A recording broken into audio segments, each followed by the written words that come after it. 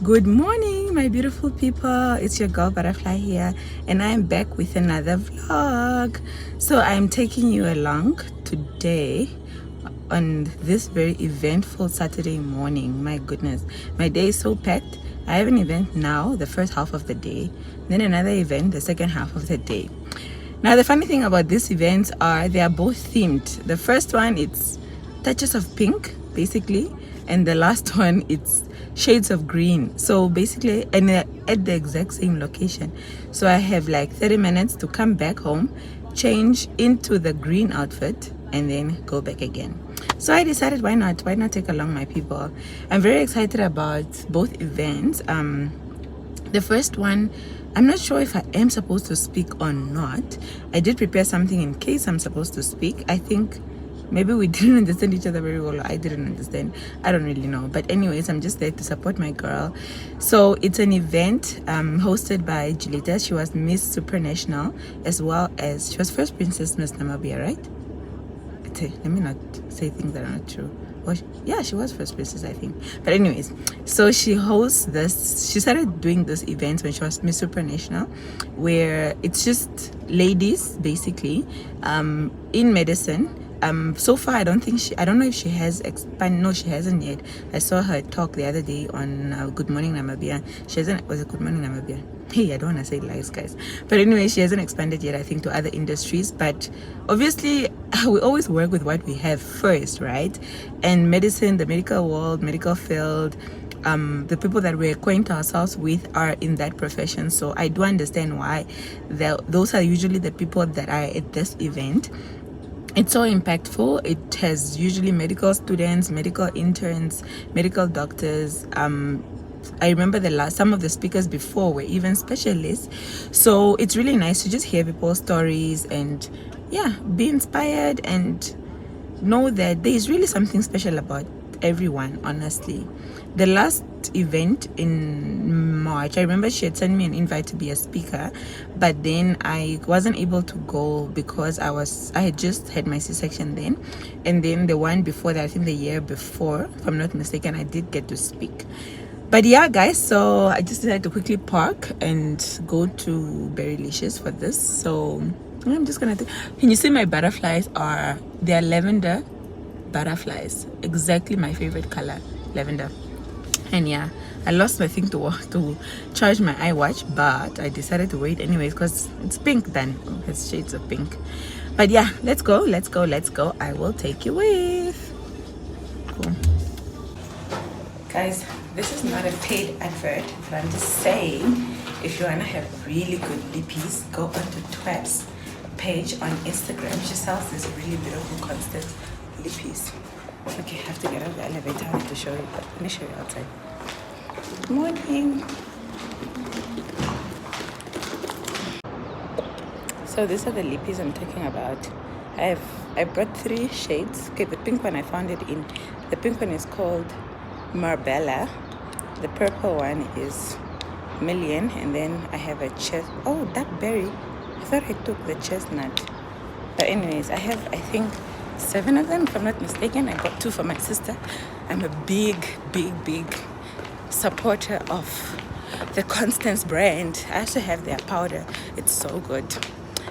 Yeah, I'm not just promoting it because I know the person, but I really love it. Also, it's not a paid ad, okay?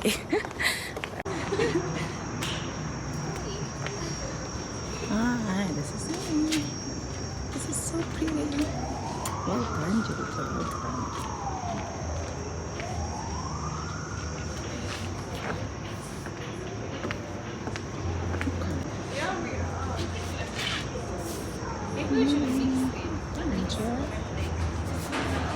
Not all these cups together, not all.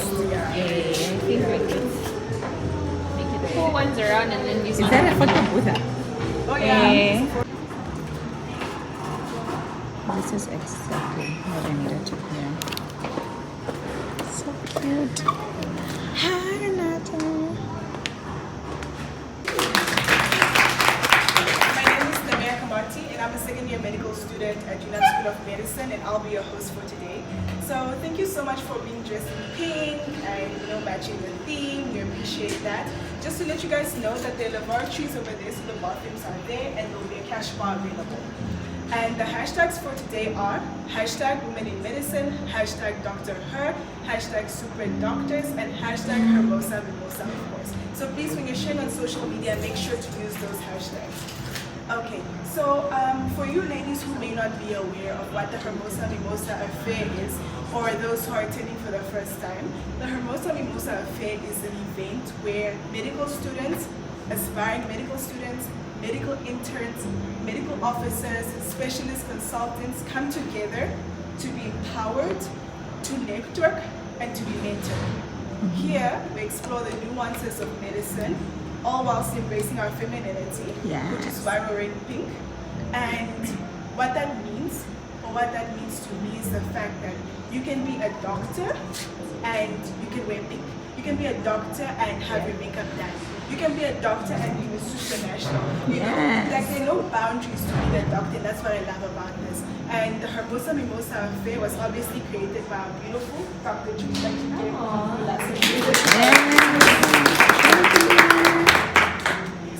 Okay, so now I'm going to call upon Dr. Ameke Shakela, who will be giving us our opening prayer.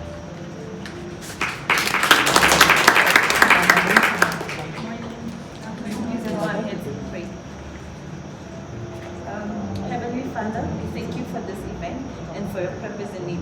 We know that when we gather today, it's because of your divine will.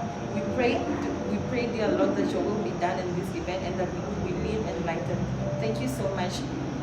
In your name we pray. Amen. Okay, before we begin, I just want to clarify. This time around, the event will not be our usual where we have speakers who give a speech, but rather we're going to have panelists, and Dr. Chita Tito will be interviewing them, and then they're going to be answering more questions. We just feel like that's more interactive and more engaging. Okay, before we begin that, I'm going to call upon Mr. Will Furry, who is the National Director of MISS, and Mr. Supranational Namibia to give us our welcoming remarks.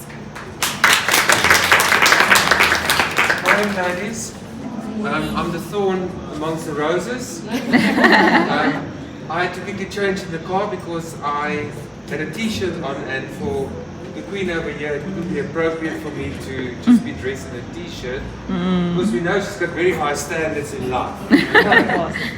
So first of all, welcome. I'm delighted to have you all here, and I know Julita is also delighted to have you all here. First of all, I want to welcome Stefanie Viljoen. Stefanie is part of our Supra team.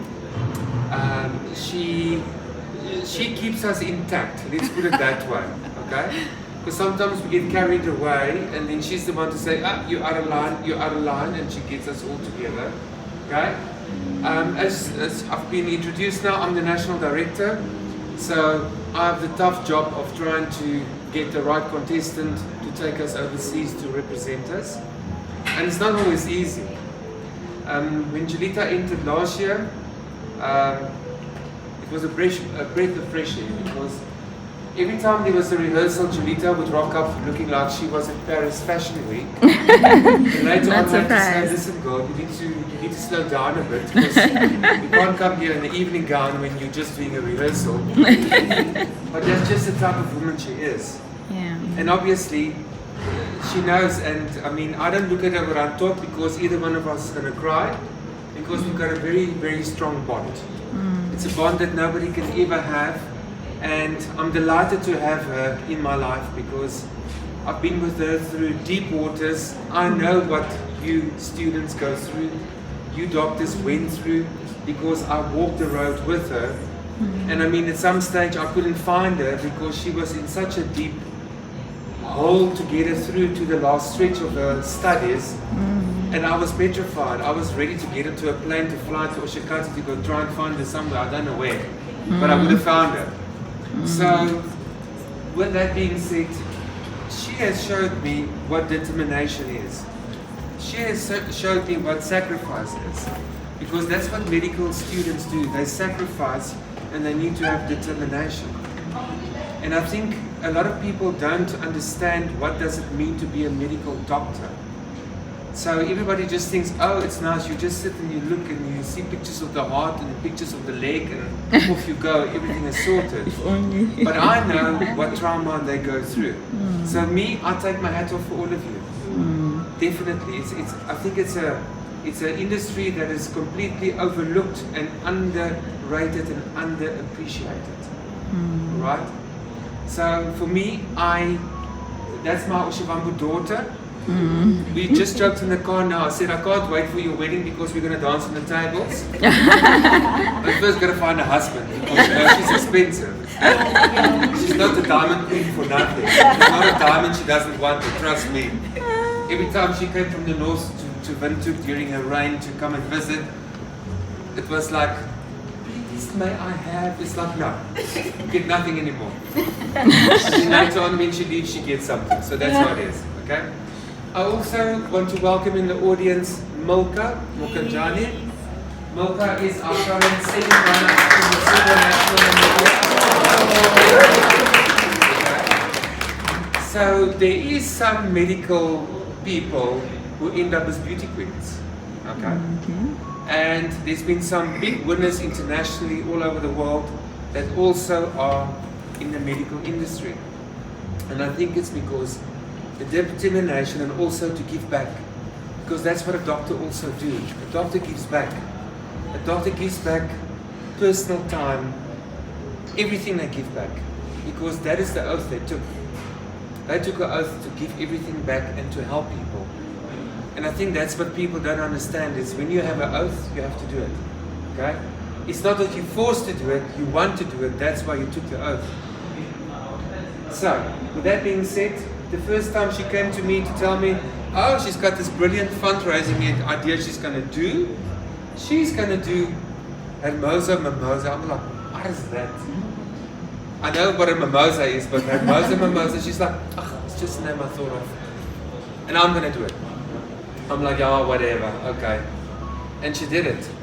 And obviously with that, she kept on doing it. And she wants to keep on doing it because she knows what she wants to achieve with it. Okay? There's a lot of people that don't know what they want to achieve in life, but she knows what she wants. Okay? And if you know what you want, besides the gunshot and the heart attack, CPR please. Unless you know what you want, you're never going to have it. Okay? So if you're dreaming, if you're a student sitting here and you're dreaming to be a doctor, do it. Okay? You have one life. That's all you have. One life. You don't have two. One. Okay? This year at the Supra crowning event, she was awarded only the second time in the Supra history of the international organization, the Woman of Substance Award. Wow.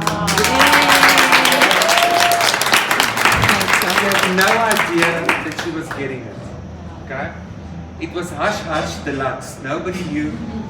I just said to her, there's a surprise waiting, that's all I said. And she was like, oh, okay. And you told her she's going to cry. Yeah, and I told her I'm going to make you cry in front of everybody. And she's like, no, you're not. Because she's also known as a crybaby. Okay? She cries for nothing. And now she's rubbed it off on me too. So she didn't know what was happening. And the next minute she was called onto stage with the president of Supra International, Mr. Gerard von Lipinski. And here a video was played. And it was pre-recorded because nobody could speak, it would have been too emotional. And obviously she had to turn around and look at this video, and what do you think happened? Okay? I think all of us cried, okay? Because it is such an achievement to get that award, okay? And it's only the second time ever that a woman at the Supra organization was awarded this award because of what they do for the community, okay? Because even though that she's already gave her crown back more than a year ago, or this year, beginning of the year, she still carries on, okay? She's not stopping. And this is what it's meant to be. Because a lot of beauty queens, they enter because they want this big wallet for the pocket, okay? It's just the prizes, they want a car to drive away with, but they don't want to give back. Okay? Supranational Our slogan is aspirational, inspirational. And this young lady sitting over here, there's a lot of young women who aspire to be like her because she inspires everybody to be who she is. She's got a kind heart, she gives back. She's the most humble contestant I've ever come upon in my life. Because she never ever takes anything for granted. Never. And I took an oath with her and I said to her, Julita, I don't care what I have to do, but you will go international because to raise money is not easy. It's tough. To take a contestant overseas costs a fortune, that I can tell you. Okay? Not once. She always kept on saying to me, Willem, if I can't go, it's okay, I can understand it. Willem, it's okay, I can accept it. Okay? Oh, she's That is making me cry. And she just said to me, Willem, if I can't go, I'll understand it. Okay? But I knew what I wanted to do with her. Okay? She had this dream that she's going to win internationally. We know it's difficult to win. Okay? And I'll never forget this. A very wise woman, who she's also close to, said to her on the day of the crowning, she sent me this long voice note. She said, Willem, I've got to speak to Julita, I can't find her. I said, well, I think they're busy rehearsing. She said, I've got to send her this now. She has to hear this now. And I listened to this voice and I thought, oh my goodness, I can't send this child this now. Never! And then I thought, okay, let me send it because I know there's a bond also going. And I sent the voice note. And the voice note basically said the following. Julita, you and I both know you're not going to win the international crown today. Okay? But why should you worry about that? Forget about that. You have a crown already on your head. Your country needs you. Your people need you. Come back home and come and do what you've started and finish your reign. Don't let that crown drive you and think that you are going to be everything because you're destined for bigger things. Okay? I sent it to her and then I didn't hear from her. I thought, oh my goodness, now this drama, it's the crowning event, everything. And eventually I got hold of her, she's like, I knew it already, so it's fine. Okay? What I'm trying to say is that she is a one-of-a-kind title holder. Okay? If I could clone her, I would clone her. But I can't. Okay? Because she's also destined for bigger things. So today, I want to tell you that you are very special to us. We love you. We believe in you. Hi.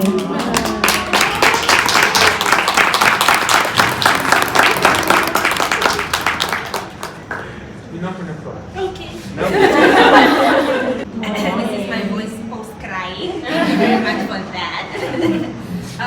This year the HERMOSA MIMOSA is going to be a little different.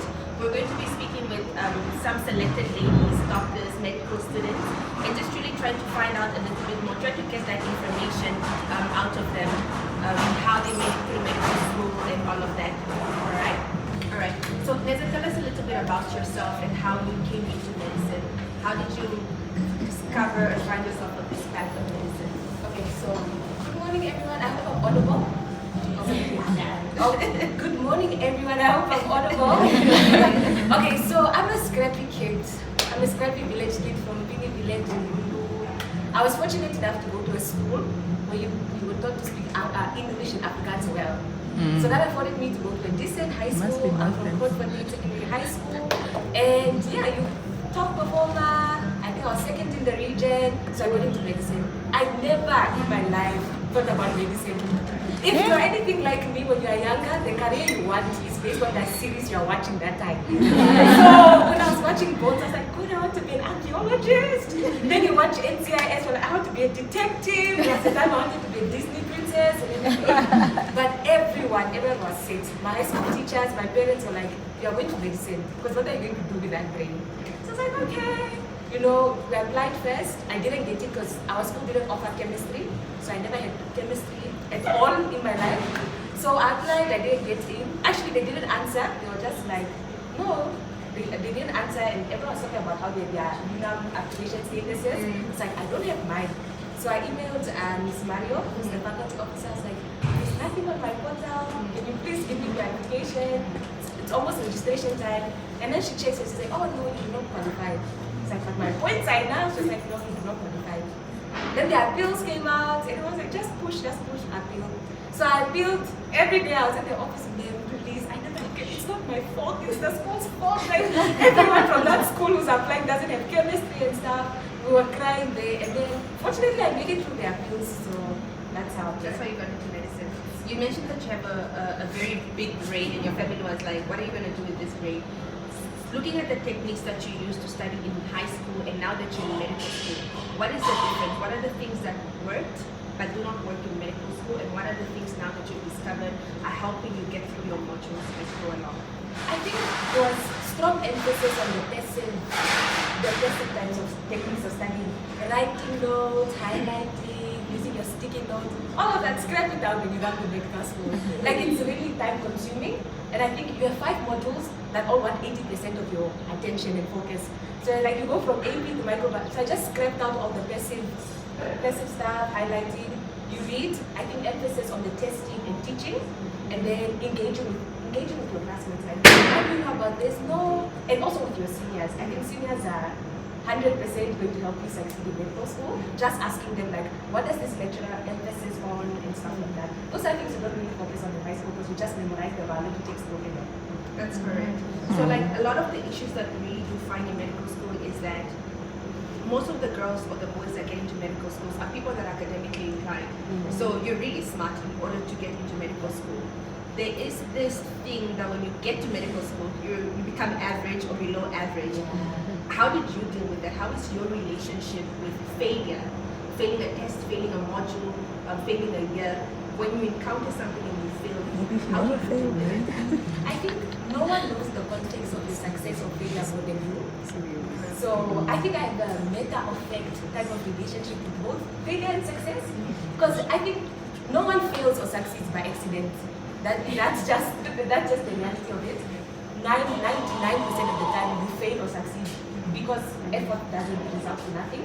So I think I know when I fail, I know where the problem lies. So it's an introspective or self-reflection thing for you to be like, okay, I know this is where I failed, or I know this is where I know I could have revised a bit more, or I should have went through the past papers and stuff like that. So it's a meta effect, just be realistic about it. So that's very good. So tell me, what characteristics or what things do you feel have grown over your second year now, right? So from first year to second year, what are the things that you've picked up that I've grown in this way and I've grown in that way, and it has helped me progress through my academic year? What are the things that you can highlight? I think one thing is resilience, falling and getting back up. Yeah. And then also realizing that not to internalize other people's journeys. So like I mentioned, that it's important to be connected to your seniors. A lot of times it's easy to internalize their advice and their journey. So they say, no, I really struggle with AP, so just make sure that you hammer that one. And you go to AP, it's like, AP is a breeze for me. I'm struggling with medical microbiology. So I think it's understanding that your journey is yours and it's organic and allowing things to be organic. So just take it as it comes. You cross the bridge when you get there. I think that's one thing. When you're investing, you want to know about it. How does the library know? How does the library? You know, like, you're what's the deal with it? Where do I go? Which lecturer? Okay, I'll study every day. You study every day? Did you study every day? You know, like that kind of stuff. Yeah. Just like be organic with it. Like, take it the way, test the waters, and then only when you find something particularly difficult, you go inquire on that. Instead of just, how is life there? You know, and their journey is yours. How is life? You spoke about connections, and especially with your seniors. I speak a lot about finding your tribe and making sure you're surrounded by your tribe. How did you find your tribe in medical school? So I'm referring to people that you could rely on or study with or revise with. How did you manage to find that group of people? Could be one person, could be 10. How did you manage?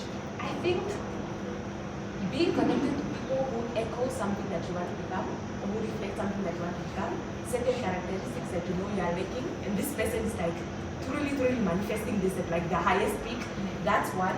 And then a continuous pattern of reciprocated concern for one another. I think if we didn't show up to class, like I do a lot of events, so if I posted, I went to speak at Office of the First Lady, and someone sees I'm not in school, they're like, Nessa, did you wake up, are you okay? Like that for me, it's on me. Yeah. So that's my vibe. I think people who are genuinely concerned about you, and they make effort to show that they're concerned about you. Let's talk about quality on personalities. When you, in your mind, when you manifest, this is what a good doctor is. What qualities are you specifically referring to as this person? This is a good doctor for you. For me personally, I would say Disclaimer. competence coupled with humility and a deep sense of belief in individual dignity. So a lot of times it's easy to come across competence that's coupled with arrogance. So I think when I see competence that's coupled with humility and a belief in other people's dignity, then that one's like, oh, not that. When I grow up, I want to be like you. So let's say you could speak, you go back in time with a portal or something, you could speak to your younger self. At the time where you were at Miss Mario's office and you're like, this day, I need to get into this medical school. Knowing what you know now about medicine in your second year, what advice would you give Neza 2 years ago? I would say, you don't know what you don't know. Yeah, you don't know how the journey is going to pan out, you don't know what struggles you are going to face. And I think also there's strong emphasis on like medicine is really just over glamorized. You know, you see people on TikTok with their scrubs, hospital rotation, you're like, oh God, I want big scrubs. And I really have them like there's just strong emphasis on like the pretty things of medicine. Oh, which color stethoscope do I want to have, for example? Which color scrubs do I want to have? I think when you are young and you are wanting to get into medicine, that's what essentially attracts you to medicine.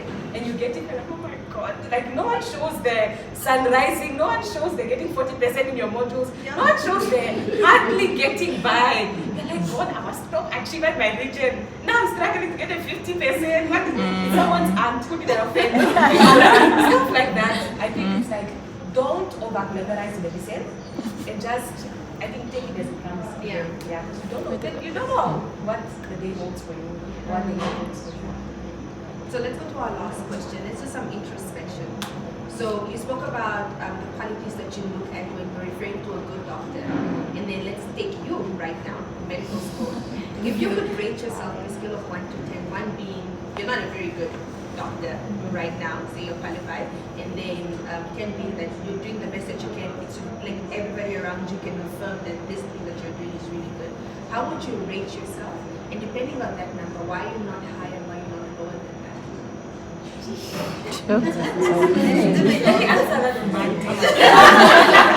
Okay, as it pertains to medicine, I would say 4. I would rate my like slightly below average. Yeah. Because I think I've done more personal growth than I've grown, I think, in medicine. Okay. Because like in the traditional sense, a lecturer once said to me, medicine is selfish. Medicine is that partner that just wants your attention, doesn't want you to be a friend, doesn't want you he really just wants you belong to him. That's medicine, like full attention, and I'm everywhere. I've grappled in so many things, my head is everywhere. So I think as it pertains to the attention to medicine, maybe slightly below average, but I think in the personal growth sense, I'll give 11 out of 10. I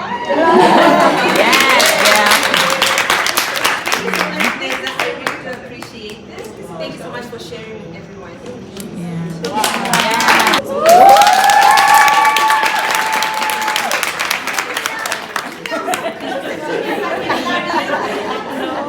So we can't trust you when you are vlogging. Everybody, welcome Dr. Nancy. I'm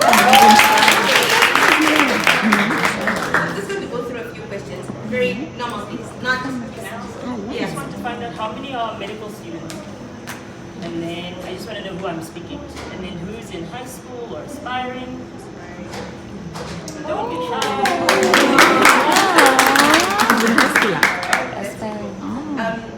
Same question. Tell us about yourself and how you journeyed into medicine.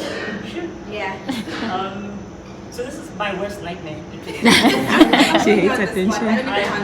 I tend to be a quiet person. People don't know that because in the hospital I seem to talk a lot, but I'm actually half-half. So once the day is over, I go home. I'm well known to go to my house and just be alone for the whole weekend. 72 hours, it really doesn't bug me. So now I've been asked to speak to a lot of people in pink. And I'm not a big person at all. So she tried to get me there. This is as far as you get me. I think there was a point I was going to come in pink scrubs. It was that bad. I wouldn't have been surprised. My journey through medicine is a little bit like my outfit, as in a lot of people don't know it's not conventional. So I didn't think I was going to do medicine at all. Like at all. I think I was going to be a pop star at some point.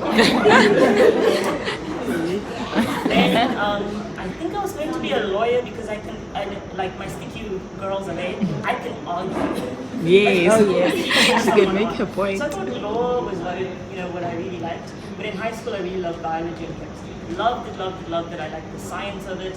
So I thought I was going to be a scientist, and that's actually what I ended up doing. So I went to UCG after high school, and I did a BSc. And then just before someone had thought, okay, but don't you want to do medicine? The career path is a bit better. So I thought, okay, let me try, and I applied to both. Didn't actually get into medicine. Okay. Yeah, first time. So I decided, yeah, but I didn't really want to do it. Let me do BSc instead. So I was doing molecular biology, and this is an honest true story. I think there was a mistake in application for something, but in second year BSc, I got a call from UCT Medicine to tell me, hi, are you starting next year? Yeah. What are you talking about? Yeah. So I don't know if they kept my application, like I don't know what happened. I didn't actually apply it. So then I was sitting there, I didn't know what to do, so I went to talk to one of the people I'm closest to. I am daddy's little girl, so I went to talk to my dad. And my dad said, hey, look, you have an opportunity to do things that other people don't get to do. Why don't you just go for it? If you don't like it, don't do it.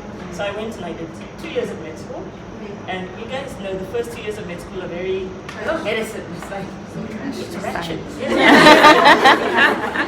So it's like, I miss hardcore science. So then I spoke to my dad again. I thought, I don't know if this is really for me.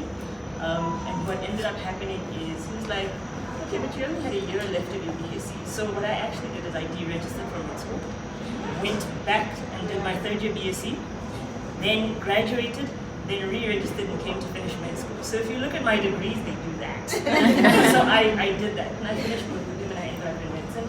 Came home to do internship, and internship was horrible. It was really horrible, but it was great. It was amazing. I realized that I love the science of it. I like the biochem and the chemistry, but the patients are awesome. Like, you guys have had conversation with them again. So you people are fine. Like you're very entertaining, and the patients are entertaining, and I just love it. So I ended up here, but I was supposed to do Hardcore science things. So you're in cardiology. Big question. Why the heart? That's actually, when you sent me sort of the questions you're gonna ask me, I couldn't answer any of them except for that one. Okay. And it's really a boring thing. Dr. Cupido made me. Honestly, so the nice thing about medicine is that you learn from so many different people, and there was a kind of a paradigm shift in the Department of Internal Medicine when Dr. Cupido took over as HOD, and he decided to literally do a cabinet reshuffle, like a whole reshuffle, and he just reshuffled all of us, and I was just saying, Dr. you go to cardiology? No, cardiology. So I was just placed there. Didn't know it would become this big, massive passion that I have, and that's how I got there. Yeah, and it's very evident with when we write referral notes, we have to make sure, because Daddy will call you, then why are you doing troponin D when you're not supposed to? It's not easy. So tell us a little bit about a defining moment in your career that really changed the way that you practice medicine, changed your life, whether it's an encounter with a patient or something happened that changed the trajectory of the way that you think. That's many, I think. I think people look at the journey like it's a straight line, and mine is kind of like that, as you can see from the start. And all of those corners were some patient or some encounter that changed. I remember a specific patient when I was first year MO in medical ICU, which is really a tough unit to start in urology. And it was a really complicated case, and in retrospect, I think the seniors knew that this is not necessarily going to end up well, but you come and you're like, oh, get me! So, I mean, she did well for a long time, but the outcome was not great, but I learned a lot in that interaction. And the thing is, this patient had a massive family, and there was grandparents, and there was a brother, and there were aunties and uncles, and the humility of the family really got me through. Sometimes I feel like I was treating the patient, but the family was treating me. Like they were keeping me going. And I remember the day I lost that patient. It was Easter Sunday, I remember it very clearly. And in med school, you're taught how to talk to family members when they've lost someone, and you're taught, okay, you need to hold it a little bit for the family. So basically, I walk into the unit, I see the bed is empty because I wasn't on shift that day, so I didn't know shift passed. And I just burst into tears out there, ugly crying. And the mom honestly just grabbed me and held me. Yeah. And we just cried for like 10 full minutes. It's not the way you're supposed to do it, but it meant the world to me. And I've held on to that moment for years and years. The other big thing was COVID. COVID was a massive, huge deal.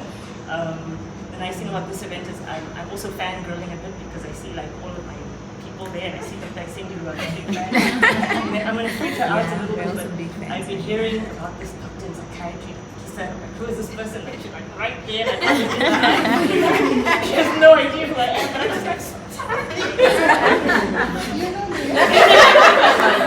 I know we've been bugging you with our patient with cardiac unit, but I'm kind of like, but it may hurt. Yeah. So meeting different people, different patients, they always change the trajectory, and it's not always straight line, but it's a journey out of. You spoke about how the mom of the patient that you lost had to. Let's talk a little bit about your support system and how traumatic medicine actually is. How does your support system look like? So my biggest,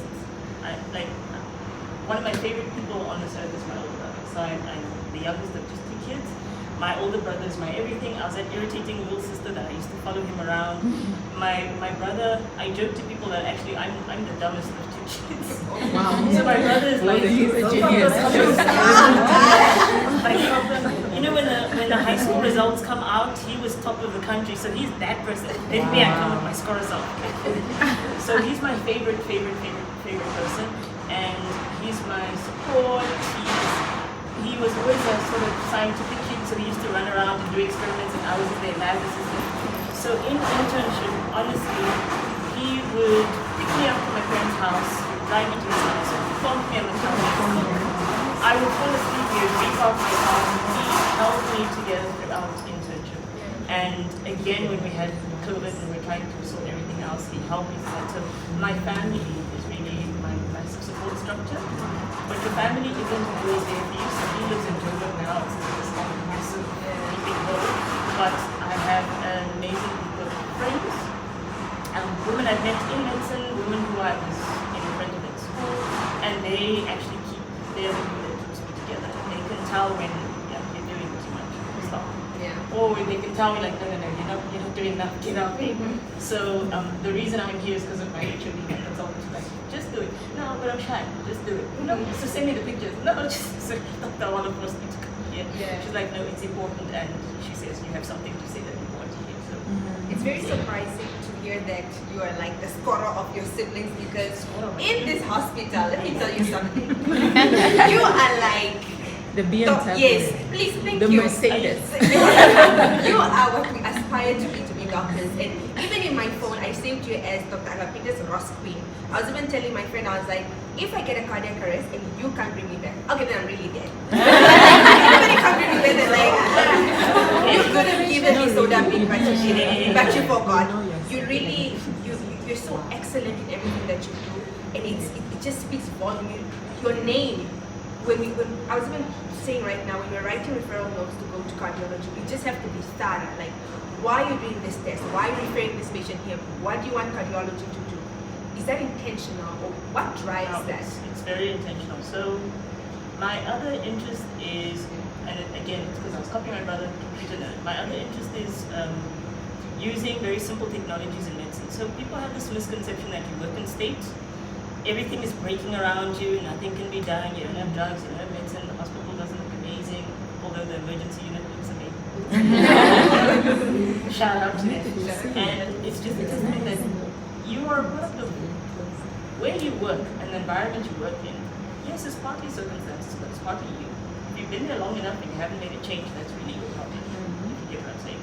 So I love sorting out sort of systems. So cardiology, our dream was really to start a service that is very integrated, innovative, that does things that other services don't. So our referrals are very strict, our data is very strict, we follow up our patients. I mean, you guys know, you can call me and say, no, we know patients, they've been through your clinic, do you know anything about them? You know, just give me 2 minutes, I will find that data, because we save everything. quite an integrated service, and we're trying to make the service a little bit more digital, which is why when we started the surgical trauma ICU, I was like, that's fine, but before we open that unit, I need to set up some kind of a system so that we can disable the surgical trauma ICU. So I love that kind of thing. I like setting up the new system. So anyone who wants to start something, only I think. And it's important because where you work, you should take pride in what you work, you should take pride in what you do, and the patients, more importantly, they deserve it. Just because they don't have medical insurance or they don't have medical aid does not mean they don't deserve quality care. And we can deliver it because there's a lot of talent in the country, and we just need to know how to use it. And just to plagiarize amazing speech, by the way, it's true, there are beauty queens in medicine, but like it's not a thing that should surprise people. There's queens in medicine. Yeah. We're just queens, so there's a lot that we can accomplish, honestly, and there's a lot of stuff that happens in the state system that is far actually beyond the private system. People just don't know. Yeah. You speak about like your involvement in opening up an ICU. She was involved in opening up an ICU. It's on that level. If I'm working in an environment, how do I make sure that I bring my value and bring something to the table that assists? And I'm not just passively going to work from 8 to 5, doing my calls, and that's it. How do I ensure? What do I look for within myself? So the one thing I love about my team in cardiology, which translates to the team in surgical trauma ICU, is you're at work, like she said very well. Medicine takes over everything we do, takes over hours of your life. So you're going to be at the hospital for what, 15 hours? If you're doing 36 hours, you might as well like the people that you're working with. Because otherwise it's going to be boring. So number one is get people to work with you who you like, who compliment you, who not are like you, because we're all flawed. So you need people who bring what you don't bring to the table. Then you as an individual, you need to think, okay, why am I doing this and what can I bring out? And everyone has different skills and gifts. Some people love the science of it, some people are extremely organized, some people are very resilient. You know, some people just have a way of thinking outside of the box. Some people know when you are being a crazy person, you can tell it to your face nicely without insulting you. Some people are very patient-centered, so they know how to really get great histories out of patients, because patients don't, you know, when you're sick, you're in a very vulnerable state. You're not going to want everyone to know everything about you. And some people, we all have that person in our lives where they say, hi, how are you? And you just vomit everything that's going wrong. And it's just because it's that person. So everyone has something you can bring to the table. The problem is you sometimes are encouraged not to. So for example, that thing of, oh, don't wear pink because you're a female doctor. Why? Does it make any difference really in the grand scheme of things? So sometimes we want to do something, but we're encouraged not to, because there's a saying that used to go around state that we all hate, which is what we usually do, but this is how it's usually done.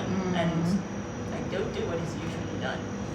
It wasn't getting us anywhere, so I did it. Yeah. So always think, okay, I've done 3 months of whatever rotation. I've been in this unit for 3 months. What have I added? Are we better? Are we not? Could it be more enjoyable? Could it be more efficient? Could it be better for the patients? And then actually do it. The other piece of advice I have, and I'm going to get in trouble for this.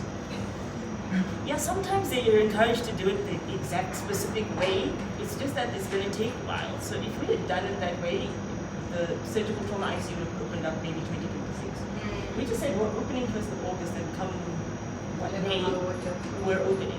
So sometimes you have to be forceful, and sometimes you just go, guys, I'd like to do this. What do you think? No, it's cool, go for it. And they just actually just go for it. Yeah. Let's talk about imposter syndrome, and this is a very big thing. I know that I have felt it. I know a lot of medical students and doctors have also felt it, where you've achieved something. You're now this doctor, but you're not internalizing it. You feel like, oh, I'm only a doctor because I read, but you're not giving yourself the praise that you've actually done the work to be where you are. How do you deal with that? And have you ever felt it? So I think imposter syndrome is it's a neighborhood in the street, and we all live there. Yeah. All the time. We have addresses there, we pay rent there, mortgage. Yeah. I think this was one of the questions where I have not dealt with it. Like, I'm not entirely sure how. I think my answer to everyone would be, find the people who you think have succeeded and surround yourself with them, and you'll be very surprised what they tell you can bring to the table, and they are the ones who tend to bring me out of my shell. So doctors that Bala, all of my seniors, the pediatric surgeon, those are the people that actually bring you out of your shell. I haven't learned to deal with it myself.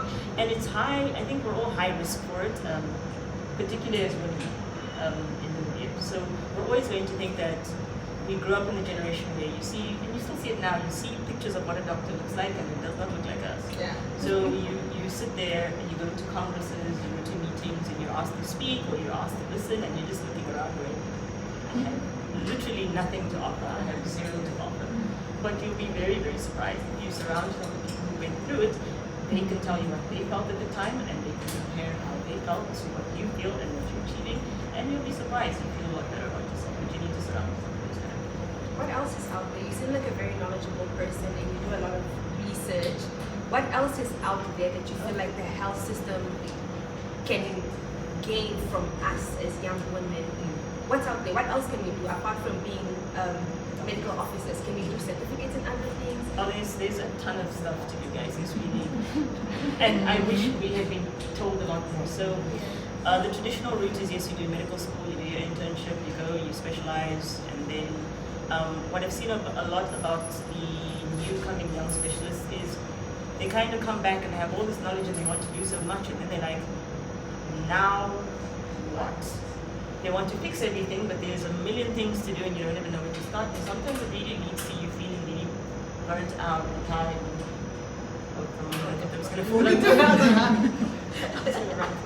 So there's a ton of stuff to do, guys, and there's a ton of things that you can do. So one of the things I'm now sort of geared into is ultrasound. So these guys are training in a way that we didn't train. We were really stethoscope, examine, etc. You should really still be like that.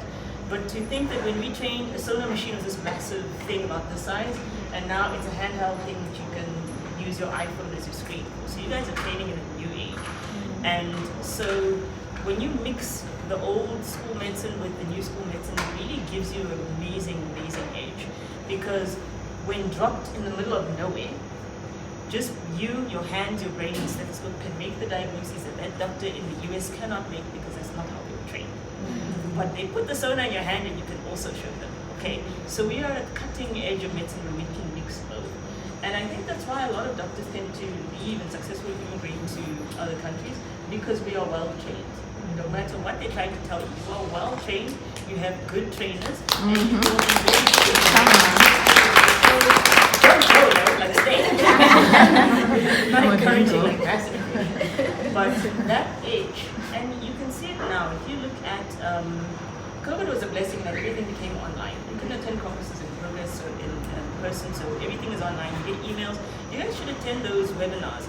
You will see what they want is our skills, our patient load, our pathology. We have interesting diseases. People are coming from there here to do PhDs and to do masters because we have the interesting cases. So we should really just keep them for ourselves.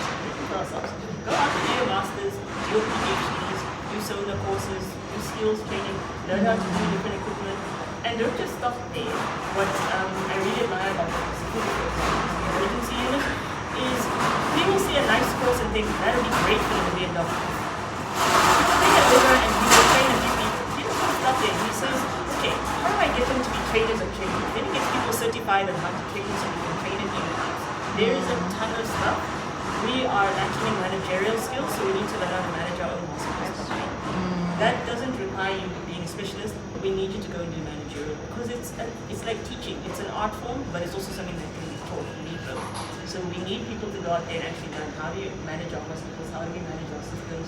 We need researchers. We need guys who can do procedural things, sort of minimalist opening you up.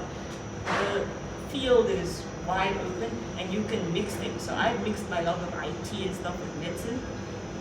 Mix. What do you love that's adjacent to medicine? Mix the two and bring it in. There is a ton of stuff. I mean, I would have never dreamed ever that I would be sitting here next to a beauty queen who also was my student, who also is my colleague. Like you can, like the world is wide open. Like honestly, yeah. I know the answer to the question I'm about to ask you, but I want to know from you. If a patient interacts with you, encounters you, what is the thing about you that would make them pleased or grateful that, oh, thank God, I landed in Dr. Alapita's hands? I know the answer to that. What would you say? I do. Okay. I do. I actually don't think I know the answer to that. Really? Yeah, I really don't. I It's think it's very my sense of humor. I think I'm entertaining. In the clinic, at least, when I'm not boastful. I do try to be thorough, and I know it's a big cliche. You know, when people say, "Oh, try and be true to yourself," I really hate that. I hate that sentence. The way I think of it is, I only know how to be myself. I only know how to do Dati. I cannot Julita. I cannot Vivian. I cannot. I only know how to do me. But me doesn't have to stay the same. Me can change. I can introspect and think, okay, I don't like that last patient encounter. What was it about that patient that didn't get me? Whereas the last 5 got me and I can change. So I'd like to think it's because partly, I've been a partner for a long time, so I've got this patient cohort that know me very well. But I'd like to think at some point in your career you realize that patients are really not just pathologies. They're a whole person. They're a whole person that goes out to the bank and also gets annoyed and wonders whether they left the iron on. They have brothers, they have sisters, and when you meet patients outside in the sort of outside world, in real life, you kind of get the shock and you remember, yeah, but that really is also a person who's just doing. I think I met a patient 2 days ago at the service station. Also just hey. And it really reminds you that you need to treat, and this sounds stupid, but you need to treat the patient like a human being. We all know that instinctively, but you tend to overthink the medicine and go, with this person, I can't possibly discharge them until I've done everything I possibly want to them. You know, every test I'm sure, but you also can't keep them there for a month running the tests. They have kids outside. Who's looking after those kids? It's a terrible economy. A lot of patients, we think we're doing them the best by keeping them in hospital long, only for them to go outside and their employers actually firing them because they have been outside. So you need to remember, out there, this person has a life. This person has people that are depending on them. They are all important. I know I'm very well known for advocating for adults because there's a certain subset of patients that get all the attention. So oncology gets a lot of attention, pediatrics gets a lot of attention, surgery gets a lot of attention. And sometimes you have that older patient, maybe they're 77 or they're 85 and everyone thinks, well, they've lived a life, etc., etc. But they are valuable to their family members as well. They might be the people who are watching little grandkids while everyone else is working. They're the ones who are actually keeping the glue together. They're the ones going, oh, but that person is busy, but they're actually not a care important people. So every patient adds value to their little organic circle. And if you forget to place them into that context, you end up managing them badly. Even if you're managing them biotics, you do them a disservice. So I think that would be my answer. I really don't know. Yeah. I'd love to hear your answer. I think I know that if even I would land into your hands as a patient, I know that you would have explored everything to figure out what's going on and tried everything. And I think it's the thoroughness of what you do and the comprehensive approach that you come to a patient, not just you have a pneumonia, let's give you antibiotics, chuck you out. Or you have an MI, let's figure out what's going on. You really do approach patients and we see it. We see these things in the hospital. That's why you're known in these corridors. We see these things in the hospital and even amongst the colleagues. In the streets. Of Central Hospital. That's why even amongst us colleagues, we just know that like, if you have this problem, no, not this one. Ask this person, ask this person. Yeah, that's the thing that you really bring to the table. One last question before we round off. I just wanted to, there was an incident that happened in Stiku, right? There are many. So many incidents, but it was a big highlight for me because we're talking about, I was handing over to you, it was a Monday, and I was telling you about, Like this one. yeah, about the Lazarus reflex. Oh, Right? And you're like, I've argued with so many people about that. What, the next day when we got to the bed, we asked Christian, we were like, tell me, what is a Lazarus reflex? Because I went back to look at this thing, but I only found the effect, not the Lazarus reflex. Being in the department for so long, knowing as much as you do, how are you still teachable? How are you still curious and you still have a platform to be taught and to learn new things? How do you do that? Because we don't know everything. Christian is very smart. But you are too. So I was like, what is it? I think it's just some things annoy me. So you have to be teachable, because I didn't know that patient had that reflex until I actually got a message from one of the specialists who also asked me, what on earth is that? And I'm like, look, I know the Lazarus thing. I went back and I think my phone is just geared to cardiovascular medicine, so I kept getting the Lazarus effect as it pertains to cardiac arrest. So it was just annoying me. It really was annoying me. And I had this thing where one of my fears in life is to learn bad habits or incorrect things. Because when you're out there and you decide, okay, I'm going to immigrate or going to go to a country and just hang out there for 2 months and practice medicine there, I don't want to repeat random stuff. Like, I want to be saying the correct things. So it's just like, and I remember, I think I asked you, is that a thing? But that's not a thing. Is that really a thing? Guys, how is this a thing? Could be it now. Because those things irritate me. Yeah. They just annoy me. You have to be able to learn. But the one person who gets it right, and I encourage people, if you get to see him in the wards. So there's a very, very famous doctor, Dr. Kashkai. Yeah. So I don't know who doesn't know Dr. Kashkai, but he's been in medicine for years, probably years. That man is still learning, guys. It is very sweet. Like, that man comes to us in cardiac clinic and asks me to help him learn how to echo. But the man was teaching me when I was in third year. He does so many courses. Every time that school is making us do one of these courses, Dr. Kashkai is there. And he does a branch of medicine that is adult medicine specifically. He's exclusively adult medicine. And we're doing this course and it's like pediatrics, it's children, medicine of children. Dr. Kashkai is there with his book also there. What do you mean? I don't understand this. I'll explain that to you, like my mentor. Like, he is also learning sonar. He buys every new gadget that is possible, like the little handheld sonar that I'm busy messing with now. Yeah, it belongs to him. That's big hero. I was walking in the car park and the Kashkai was like, come. We had to do it, like, yeah, go play with this thing and then come afterwards and teach me. So he is still learning now, and he's been in medicine for years. But if we go into ward round, he'll take us all out with his knowledge. Like, those of us who are in the hospital, we will be just like rendered useless. And that man is still learning. That guy is still doing courses. He just flew in from Germany now to make a course. Yes. Nice. 4-day course. So, I mean, if he's still learning, then he has no excuse. So our very last question. No, there's one more. Do you have any regrets? Any regrets? Do you wish you stayed with your science thingies instead of medicine thingies? I think I can't answer that. You need to ask me that when I'm 16. When you're 16? Yeah. Because now you think, oh, I should have done this, and you don't know whether it was for a reason. So, for example, sometimes I think, oh, should I have just gone and finished it? Then I would not know anything. Yeah. At some point, I thought I was going to do anesthesia, be a anesthetist, like Dr. Isika. Then I realized me and the surgeons are not so much. So you don't know. I'm wondering, do I have any regrets? No, I enjoyed my foray between degrees because it gave me a unique kind of perspective. So now I really love the science because I have my science kind of background.